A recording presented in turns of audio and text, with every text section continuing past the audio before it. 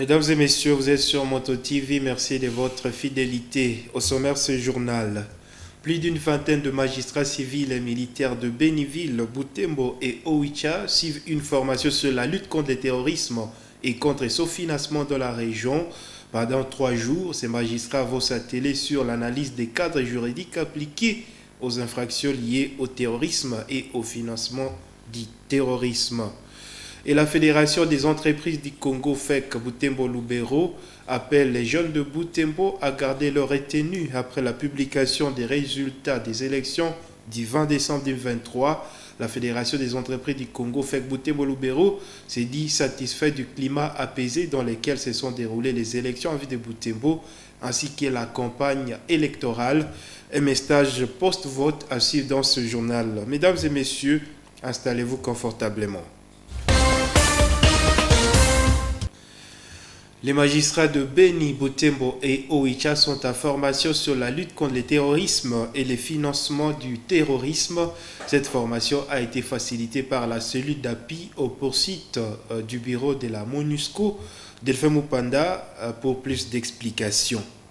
Il s'agit de 28 magistrats militaires, magistrats civils, commissaires de police et officiers de police judiciaire venus des villes de Beni, de Butembo et d'Oicha qui prennent part à cette formation organisée par la cellule d'appui aux poursuites du bureau de la MONUSCO à Beni. Ces villes font face depuis quelques années à des actes de terrorisme. La cellule d'appui aux poursuites note que les attentats perpétrés récemment à Beni révèlent l'existence des réseaux de financement du terrorisme. Cette configuration criminelle rend les enquêtes plus complexes et difficiles et nécessite de la part des enquêteurs et magistrats la maîtrise de nouvelles méthodes et techniques d'investigation et des outils d'approche adaptés pour mieux cerner et traiter ces phénomènes criminels particuliers, lit-on dans ces documents de cette unité du bureau de la MONUSCO à Beni. Pendant 3 jours, des formateurs venus du milieu des renseignements militaires, du service de lutte antimine des Nations Unies UNMAS, du bureau conjoint des Nations Unies aux droits de l'homme et de la police de la MONUSCO vont s'atteler notamment à rappeler et analyser les cadres juridiques applicables aux infractions liées au terrorisme et au financement du terrorisme et former les acteurs judiciaires sur la radicalisation et les modes de recrutement des terroristes, analyser les techniques spéciales d'enquête adaptées à cette criminalité, explorer les mesures de gel et de confiscation des avoirs et biens criminels, présenter les mécanismes de coopération judiciaire sur le plan national et international. Pour le chef de bureau de la MONUSCO à Beni, la lutte contre le terrorisme appelle une synergie d'action de tous les acteurs de la chaîne pénale, d'où la nécessité de formation et recyclage des personnes qui enquêtent et celles qui doivent juger et dire les droits. Ces derniers mois, ces différentes composantes de la MONUSCO ont organisé des formations en faveur des acteurs étatiques engagés dans la lutte contre le terrorisme à Beni. La Fédération des entreprises du Congo, FEC Butembo Lubero, s'est dit satisfaite du climat apaisé dans lequel se sont déroulées les élections en ville de Butembo, ainsi que la campagne électorale.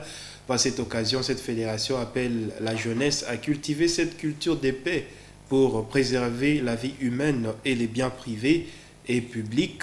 Monsieur Polycarpe Ndibito, président de cette structure, appelle la population à se disposer à recevoir les résultats des élections tels qu'ils seront communiqués par la Commission électorale nationale indépendante.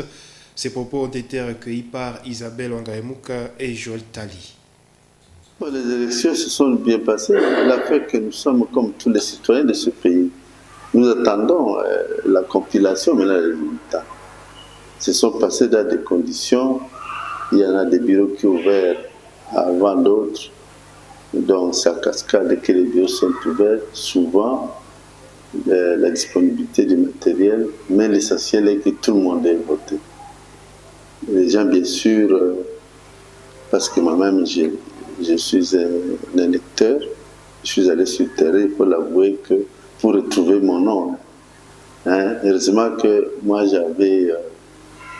on m'avait déjà mis sur le système il faut former le numéro 102, je savais comment procéder. C'est ça qui m'a facilité, mais pour les mamans et les papas qui ne savaient pas, mon Dieu, j'ai dû intervenir plus de 20 fois pour aider certaines personnes pour que retrouvent leur nom sur la liste électorale. Et ça, c'est... mais ça arrive. L'essentiel est qu'on travaille en fonction des résultats. Les résultats, là, les élections sont passées. Il y a des endroits où que nous avons déploré, il y a des gens dans le territoire de Lubero, les gens qui sont énervés parce qu'on a ouvert à retard, attendant tel agent qui doit ouvrir la machine ou quoi, qui vient avec le code, tout ça. Les gens s'énervent, se mettent à casser. Tout ça, nous avons déploré cette situation, ce qui n'est pas bon. Il faut un peu de tolérance. Notre pays est déjà surchauffe. Il ne faut pas mettre de l'huile sur le feu. C'est un conseil que je peux donner à la jeunesse. Il faut que les gens s'apaisent. Et puis, ce qui est bon, les gens font leur campagne sans problème. Nous avons vu Moïse Katumbi ici, on a vu Dr Mukwege, on a vu Tshisekedi, tous sont passés. Chacun avec ce projet de société. Et alors, ça c'était bien. Il n'y a personne qui a été lapidé ici, non. Donc ça s'est passé, moi j'ai aimé ça. Ici à l'Université de l'Assomption Congo UAC, après la formation des enseignants sur le projet tutoré, ce jeudi 28 janvier, sont les étudiants de la 3e année qui ont été formés. Cette séance spécifique des étudiants a porté sur les étapes de l'élaboration du travail de fin de cycle dans les nouveaux systèmes, le LMD. Le professeur Palou Kundavaro a appelé les étudiants à l'auto-apprentissage. Reportage Sacré Kangitsi, Promesse Mouhiana, rendu par Nelly Mungeshali. Cette formation a réuni les étudiants de L3, toutes les facultés confondues. Cette 2e journée, l'accent a été mis sur les projets tutorés comme étant un travail d'auto-apprentissage pour l'étudiant. Les étudiants vont ainsi commencer à défendre leurs travaux non seulement dans la dimension théorique, mais aussi dans la dimension pratique. Ce travail sera basé sur une réalisation à groupe entre les étudiants, partageant entre eux un même centre d'intérêt. Le professeur Navarro a expliqué aux étudiants que ce projet de mémoire est un instrument de l'orientation professionnelle et de l'insertion professionnelle. Ceci étant l'esprit même de la pédagogie dans le système LMD. Et ce système LMD permet à quelqu'un déjà de devoir s'orienter professionnellement et de devoir préparer son insertion socio-professionnelle en fait, et à travers la manière de devoir enseigner. Et c'est ce qui différencie le nouveau système de l'ancien système. À la fin de cette présentation, le professeur Navarro a répondu à quelques questions des étudiants qui ont participé à cette formation. La cadreur n'arrive pas à vous comprendre, n'arrive pas à répondre à vos questions, à vos besoins. Quelle sera votre réaction? Pas utiliser quelle méthode parmi les... Et a compris les biais fondés du projet tutoré, les étudiants ont fait part des notions qu'ils ont retenues. Ils apprécient la manière dont vont désormais travailler les finalistes dans le système LMD. Et par rapport au projet tutoré, pour nous, on peut faire ça en groupe. Et ce qui nous a plus un peu intéressant par rapport au TFC d'avant, on peut faire ça en groupe et on peut faire ça individuel, c'est ce que l'intérêt, le centre d'intérêt, c'est ce que vous allez vous convenir avec quelques étudiants. Et ça nous a aidé parce que c'est un travail qui doit être bien dirigé par un dirigeant qu'on appelle tuteur. Et l'avantage que j'ai constaté dans le système LMD est que l'étudiant va chercher des pistes de solutions en voyant d'abord son environnement.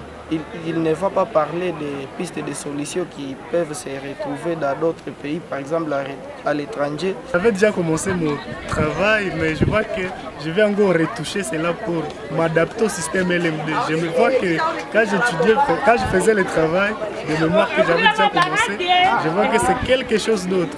Mais je vais retoucher pour m'adapter au système LMD. Cela va m'aider à avoir un travail enrichissant qui tire sa problématique sur des projets ou des problèmes concrets de la société. Le professeur Navarro, les conférenciers du jour, dit s'attendre à l'amélioration des conditions de la participation des étudiants, à l'apport des solutions palpables aux problèmes de la société. Nous attendons que les étudiants puissent être capables de devoir rédiger un travail scientifique en proposant un projet relatif à ce travail scientifique, c'est-à-dire en proposant un projet pratique qui pourrait devoir répondre aux problèmes qu'il a exposés dans le travail scientifique. C'est tout simplement ce que nous attendons d'eux. Ça permet donc de voir capitaliser les travaux scientifiques qui sont réalisés, parce que pour réaliser un projet, les projets doivent devoir émaner des études d'abord préalablement faites en vue de devoir aboutir à quelque chose de concret. La promotion 2023-2024 sera la première promotion sous la formation du nouveau système LMD. Le maire de Butembo vient de confirmer l'érection du monument du feu Romain Matokeo, premier chef de cité de Butembo, au croisement de la rue Joseph Kabila et l'avenue Matokeo en ville de Butembo, dans un arrêté signé le 15 décembre 2023 et rendu public le 26 décembre dernier. Le maire Moabaye Kiteli Roger explique que cette décision a été prise pour immortaliser la mémoire de Romain Matokeo Msavuli, premier chef de cité de Butembo de 1952 à 1984. Le maire de Butembo, le commissaire supérieur principal Moabaye Kiteli Roger, explique dans cet arrêté que la statue de l'ancien chef de cité sera fixée sur la surface plane du monument historique de Butembo. Et la famille des feux Romain Matokeo s'est dit enthousiasmée par le communiqué du maire de Butembo autorisant l'érection du monument du Mwami Romain Matokeo en ville de Butembo 25 ans après sa mort. Et maire Roger Matokeo, fils de cet ancien chef de cité de Butembo, au nom de la famille, a exprimé la joie de voir les vœux de leur requête obtenir une réponse favorable, tout en remerciant l'autorité urbaine. Et même Matokeo appelle toute la communauté à appuyer la construction de cette œuvre historique de la ville de Butembo. Suivez les propos de Aimé Roger Matokeo recueillis par Gérard Mourefou. Je suis l'homme le plus heureux du monde, puisque papa venait de faire 25 ans depuis sa naissance au ciel. Nous étions toujours dans les démarches, puisque lors de son décès, et les autorités disaient qu'on doit immortaliser la personnalité de Mzee Romain Matokeo, compte tenu de ses services loyaux qu'il aurait rendus à la nation congolaise, à partir de la ville, de la cité de Butembo.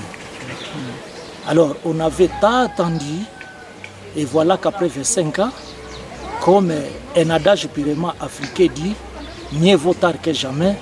Voilà, c'est comme un rêve, mais la réalité est là. Et nous remercions beaucoup les commissaires supérieurs, maire de ville, Roger Moabaye Kiteli, pour avoir rendu cet acte publié aussi, et reconnaître que Mzee Matokeo, on doit quand même le reconnaître, et aussi ériger son numéro pour l'immortaliser. Les membres de la fondation Cyril Mboueki, Focine et la Ligue électronique internationale se sont réunis ce jeudi 28 décembre. Ils ont discuté de la sécurisation et de la maintenance du robot roulage, tout en confirmant que cet outil a été touché par des personnes mal intentionnées.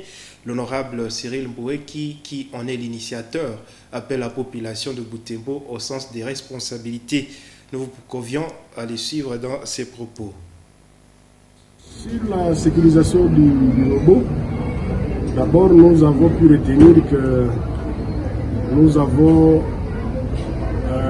il y a eu en fait un groupe de bandits qui sont venus dans le but peut-être de saboter cette œuvre, qui ont tenté d'arracher les bras. Ils sont venus à 3h du matin parce que le robot a un système. Nous avons un système avec lequel nous communiquons. Il nous a communiqué, il a communiqué avec les groupes d'experts, les techniciens. Et à 3h, ils ont dit, le robot a dit qu'il a été touché parce qu'il y avait des bandits qui voulaient arracher les bras. Et le système s'est déréglé et nous avons donc pu stopper le robot. Alors, le matin, il a fallu qu'on constate. Nous avons pu mettre à la place, disons, à la disposition des autorités politiques, même judiciaires, certains éléments qui vont leur permettre de bien identifier les auteurs de ces sabotages. Parce que le bien, vous savez, c'est devenu un bien public, ce n'est plus un bien d'un individu ou bien des groupes d'individus comme on le disait. Donc aujourd'hui, normalement, le bien, c'est un bien de la population. Et donc, à part tout ce que nous pouvons demander aux autorités, nous demandons aussi à la population de bien vouloir sécuriser cette œuvre qui est la sienne. Et aussi, nous devons quand même lancer un appel à certains malfrats, à certains bandits qui peuvent penser qu'ils peuvent faire cela sans être facilement remarqués. Nous pouvons vous dire que nous sommes capables d'avoir des images de quelqu'un qui vous pouvait saboter. Nous sommes aussi capables d'avoir même sa voix s'il a voulu parler sur ce lieu, parce que ce robot est doté de systèmes de caméras de surveillance, mais aussi de certains microphones. Destruction du robot roulage en ville de Butembo, la Véranda Mutsanga rejette toute accusation portée contre elle dans cette affaire. Elle nie toute implication des lois ou des prêts dans cette destruction, à en croire son porte-parole interrogé par Moto TV ce jeudi 28 décembre. Les membres de ces groupes de pression n'avaient pas manifesté mardi dernier comme prévu pour protester contre les résultats des élections en ville de Butembo. Léos Akilimali indique que cette manifestation avait été annulée par leur leader qui avait appelé donc les membres de la Véranda Mutsanga au calme, car selon lui, la CENI n'avait pas encore publié les résultats du vote. Léos Akilimali s'est exprimé devant la caméra des Anzou Aïda Sami et Gérard Mourefou. Depuis hier, tout le monde que les membres de la Véranda Mutsanga auraient vandalisé les robots récemment érigés en ville de Butembo. Une structure que tout le monde a appréciée, une structure que tout le monde avait saluée. En fait, je devrais d'abord préciser que hier, tout comme avant-hier, rien n'avait été prévu de manifestations chez nous à la Véranda Mutsanga. Et nous prévoyons organiser une manifestation. L'autorité morale, l'honorable Tembo Sutama, nous a appelés tous au calme et nous a rassurés qu'il venait de faire le tour de bureau de vote, qu'il venait de faire le tour des centres de vote et qu'il était confiant de ce point. Et qu'il avait encore confiance aux institutions du pays et qu'on devrait attendre la CENI, parce que c'est la CENI qui dira le dernier mot. Et que c'est après qu'on pourra voir quel comportement prendre. Et tout a été suspendu à partir d'avant-hier. Le matin, j'ai reçu le coup d'appel de certains services de sécurité de la ville de Butembo que certains de nos membres seraient en train de brûler le pinet, de vandaliser les robots. Je leur ai promis que j'allais à ville pour aller constater, pour aller savoir qui serait derrière cette histoire. Parce que nous, à la Véranda Mutsanga, on avait déjà un mot d'ordre. Nous n'avions rien prévu dans des manifestations pour ce jour-là. Et je me suis dépêché, malheureusement, je suis arrivé. Ceux qui avaient commis ces actes plus tôt étaient déjà partis. Et donc, je ne savais donc pas identifier qui l'aurait fait. Mais au moins, j'ai eu à voir certains individus qui ont dit « nous les avons vus ».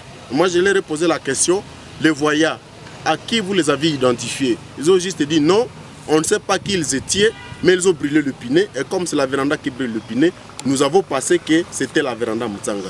J'ai dit « c'est pas possible ». Et donc, même les pinets qui sont brûlés pendant les moments de deuil, c'est aussi la Véranda Mutsanga. Donc, c'est une rumeur qui a circulé et tout le monde croyait que c'est la Véranda Mutsanga qui avait commis ces actes.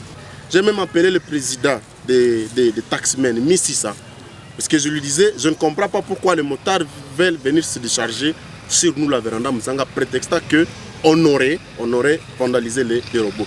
Il m'a rassuré qu'il venait de se voir avec les techniciens de ce robot et que les techniciens lui auraient dit que c'est lui-même qui avait retiré la carte, parce qu'il avait vu le matin que les gens voulaient brûler le pneu sur la chaussée et que les robots seraient vandalisés. Lui-même, il est allé arrêter les robots.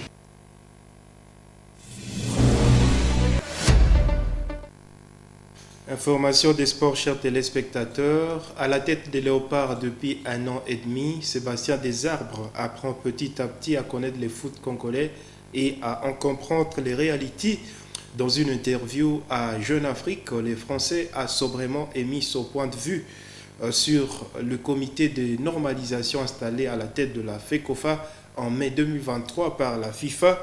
Cette décision ne plaît pas aux techniciens français qui pensent qu'il serait préférable que le football congolais, le football d'un pays, soit géré par une fédération élue et non donc soit géré par une fédération qui a été élue et qui reste autonome. Joetali nous a fait le poids dans ce récit.